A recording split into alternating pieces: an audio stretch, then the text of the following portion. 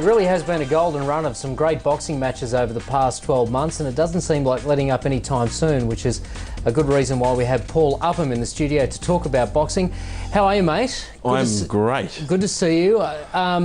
Look, Anthony Mundane. We have so many things that we say about Anthony, good and bad, but he's put on another show this week, and is he going to put on a show against Shannon Taylor? Well, the question is, can he make the weight? He's got to go to middleweight for the first time in his career. He's never done that before, and Shannon Taylor got pretty passionate and fired up at the press conference in Wollongong, so I think Shannon's going to turn it into a real fight, and it'll be a good contest. Yes, indeed. The media conference, the pre-fight media conference with Anthony Mundane there, and dressed as stylishly as always. But you're right, he did get fired up, and we're going to see a bit of it in a minute. But how much of this is theatre, and how much of it is genuine passion from these boxers? Look, both of these guys have been around the block. They're great professionals, but they also know they've got to sell the fight. And Anthony Mundane is very good at pushing the right buttons. And I think he got under Shannon Taylor's skin there, because Shannon hit the table and it looked pretty serious to me. And I don't think it was a put on, because Shannon's a pretty fiery guy. He's a pretty passionate guy. He's a fighter, and that's what we want. If he's going to win this fight, if he's going to beat Anthony Mundane, he's got to turn it into a fight, and he's really got to make Mundane work. And if Mundane is struggling to make the weight, anything's possible on the night. Well, is it just talking tough? You be the judge. Let's have a look at a snippet from the press conference the other day. Okay, remember, your mouth off. That's why little old ladies hate you. Just turn That's why you're hated in the street. That's why 95% of the country don't like you. That's why I can't come to Wollongong and people telling me to knock you out. Oh yeah, it's cool, mate. Mates are going to be there to cheer me on. Sounds so beautiful. Good. You know what I mean? But the mouth is open great. You want to do it now? He ain't never fought. He ain't never fought. If you want. If you want. I'm going to do it now. Hey, I've been respectful because of your father. He's an idol of mine. You're a hard fighter. I said that. You want to talk You want to talk You want to come to my hometown and talk it? Yeah, what? You want to come and talk it?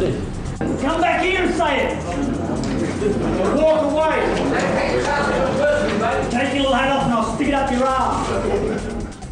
Was it a little uncomfortable in that press conference? They did end the press conference earlier than they expected to, because I think they could see Shannon was getting a little bit fired up. And look, Anthony is so good with building a fight and building the promotion. He's done it so well. Not only has he won world titles, but he probably deserves a world title for building fights up. And we talk about the interest in boxing over the last few years in Australia, and Anthony Mundane deserves a lot of credit for that, for what he's done and what he's brought to the sport. Whether you appreciate him as a fighter or not, he's brought media attention, so that's been great for the sport. But he can also fight, and normally any day of the week I would say Anthony Mundane's going to win this fight, but there's a few question marks about this fight, and what's going to happen in the ring, I'm not really sure. No matter what Shannon Taylor says about little old ladies not liking him, he does have a lot of support, Anthony Mundane. A lot of people like the way he fights, and a lot of people like the way he talks it up as well. But as many people like him, a lot of people don't like him. And the people who don't like him, the thing that they say, and you constantly hear it, is, where are the quality opponents? Why aren't you fighting better quality opponents? Why aren't you going to America? Could the same criticism be made here, particularly if it's just all over particularly quickly? If you go back to the night Anthony Mundane beat Danny Green, that silenced all of Australia. No one could criticise Anthony Mundane. But since then, he's been injured. He hasn't had the big fights. He fought Sam Solomon a couple of times. He had a good fight with Nader Hamden, but he hasn't had that big fight. Now, last year the plan was to fight Danny Green for his light heavyweight world title, and Danny just up and retired unexpectedly. So that curtailed his plans for last year. But Anthony Mundane needs to build up to a big fight to keep that respect going, because the fans are telling me that they're getting a little bit tired of Anthony Mundane not having that big fight, saying he's going to take the world on. But let's see it. Let's see Anthony Mundane. But an early win for Anthony Mundane, I'm not sure. I'm not sure it's going to be an early win. I think Shannon Taylor's going to give a few good rounds. And at Anthony's age, you say, he needs to have that big fight. Is the clock ticking?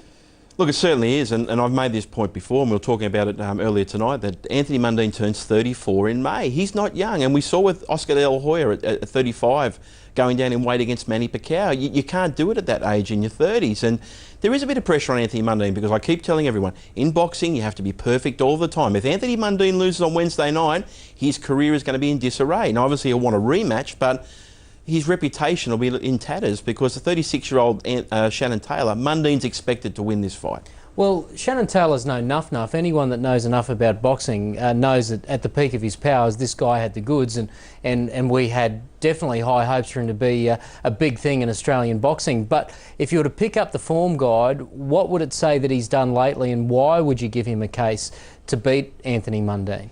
Well, the reality is that Shannon Taylor hasn't done anything over the last 2 years to say that he can win this fight. But having said that, I don't think Shannon's been in a position where he could build himself up. He needed a big fight. He needed an Anthony Mundane, so he would train properly. And I've seen him train properly. And at 36, he's got himself into really good condition. Now, he is 36 years of age. I'm not saying Shannon Taylor's going to go out and win this fight easily and knock Mundane out, but he's going to give a very competitive performance. There's a lot of people watching him that he wants to prove himself to. So I think you're going to see the best Shannon Taylor you can at 36. Now, the question mark I brought up before about Mundane, what sort of condition is Mundane going to be at 160? Now, if he's going to go to Germany and fight the WBA world champion Felix Sturm, he needs a good win against Shannon Taylor. He can't struggle against Shannon Taylor at 36-year-old fighter who's, past his best. If he wants to become the world champion, he needs a good win. All right, moving on. Vic Darchinyan versus Jorge Arce. Now, that is going to be a beauty. Darchinyan's been looking for this for a while now. How do you see this one panning out? Well, it goes back to 2005. We saw Jorge Arce against Hussein twice, and he proved himself to be a real world-class fighter. He's only 29 years of age. He's a three-division world champion. He probably, in recent years, his form hasn't been good, but look, Vic wants to prove something because Arce has talked and talked and talked about Vic Darchinyan. And look, Arce can fight. We've seen him get some really good performances, and as many rounds as it'll go, I think this will be a really explosive fight. I think if he goes toe-to-toe to Vic, Vic will probably knock him out. But once again, in big-time boxing, anything's possible. Can't wait to hear your thoughts in a moment on Ricky Hatton, Manny Pacquiao, but I want to stick with the Aussies before we get to that, and I want you to talk about Michael Katsidis at the weekend. It was a very clinical performance from him. We know that he can punch, and we know that he's got the goods. Is that fight going to get him enough attention to be a big-time boxer in the United States?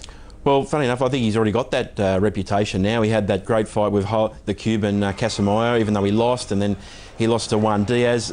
His reputation probably grew in America, even though he lost twice, but it's nice to get a win. It's nice to get that confidence, and most importantly for Katsidis, he didn't get an eye cut. In his last two fights, he got cut badly, particularly in the last fight against Diaz. And you can't win fights when you're bleeding out of both eyes. And Michael needs to tighten up his defence. It was a good win against Ramirez, but he needs to step it up. If he's going to beat the great fighters at lightweight in America, he really needs to come back and improve himself a little bit more. Now, the one that is being billed as the super fight, and I know that you think this could well be the fight of the year, Pacquiao, and one of your favourites, Ricky Hatton. Well, I think he's got a lot of fans in Australia, even though a lot of people were disappointed that he beat Costa Azul at the time. People respect Ricky Hatton. We were talking about it before. There's that ability that he doesn't put himself above anybody else. He hangs out with his fans. He has a few beers and away from training, and he comes back and he fights like a demon. And he's a very explosive fighter. His only loss is to Floyd Mayweather Jr., the great fighter, and there's no shame there. And we saw Manny Pacquiao, who was brilliant against Oscar De La Hoya. To me, this is the fight of the year so far, and I really can't pick a winner. I'm sort of leaning towards Ricky Hatton, but Manny Pacquiao is the best fighter, pound for pound, #1 today. Well, that's just it. You would think that Manny Pacquiao would probably start favourite out of these two. Yes, the crowd support and a lot of support would be behind Ricky Hatton. It's just got a fight that's going to go the distance written all over it. But out of the two, how would you sum the two up? Because would you say that Pacquiao's the pace man and Hatton's the strong puncher? How would you line the two up? Well, I was talking to Costa Azul the other day about this, and he agrees with me that he gives Ricky Hatton a good chance to win because Ricky Hatton brings tremendous pressure to the ring. He puts the pressure on his opponent. He fights at a great pace. They both do. That's what makes them such great stars today. You've got the #1 boxer in the world against maybe the number 5 or 6 in the world. So Ricky Hatton is certainly on that level. I think Hatton might start favourite because there will be huge money from the English fans. Ricky Hatton has the greatest fan base, the biggest fan base in world boxing today. Everyone gets behind him, and there'll be a lot of money on Ricky Hatton. But then having said that, there's a lot of Manny Pacquiao fans out there, and that's why these guys are going to make $20 million each. That's a lot of money. It is a lot of money. Ricky Hatton first came into our consciousness basically with the fights with Kostya. Now, what we learned about him then was that, as you mentioned, he likes a beer. When he's not fighting, he goes away and some might say lets himself go a little bit. Is that the way a modern fighter can handle his career. Will that catch up with him at some stage? Well, you would expect it would. History has shown that boxers can't do that. But look, he's got a new trainer, and he looked in his last fight against Paul Malignaggi. He had Floyd Mayweather Sr. That's Floyd Mayweather's father, who's a great trainer, considered one of the best trainers in the world today. And Ricky Hatton looked fresher and better and more explosive than either in his last fight. So, look, I think it can only harm Ricky Hatton, but I think that's why people love him, because he's a man of the people, and he gets out there and does those sort of things and can put the weight on and then can peel it off. But as you get into 30s, your history shows that you can't do that as often. And go back to Oscar De La Hoya, was really a businessman rather than a fighter, and when he tried to be a fighter again, he can't fight at that elite level anymore. Well, that fight on May 2, some time away, but salivating at the prospect of seeing those two go head-to-head. But next Wednesday night, Anthony Mundane, can he be silenced by Shannon Taylor? Who knows? Paul Upham gives Shannon somewhat of a bit of a chance to at least give Mundane a bit of a run for his money. And Paul, it's always great to have you in the studio, mate, and look forward to seeing you again soon. It's so happy to be here. We've got so many great boxing fights coming up. For sure. Thanks, mate. Thank you, mate. All right, coming up, we're going to cross to the MCG. We're going to wrap up today's Ford Ranger Cup action, and sadly, a frightening injury today. So we'll have the latest on that. And NRL players come close to a crock chop.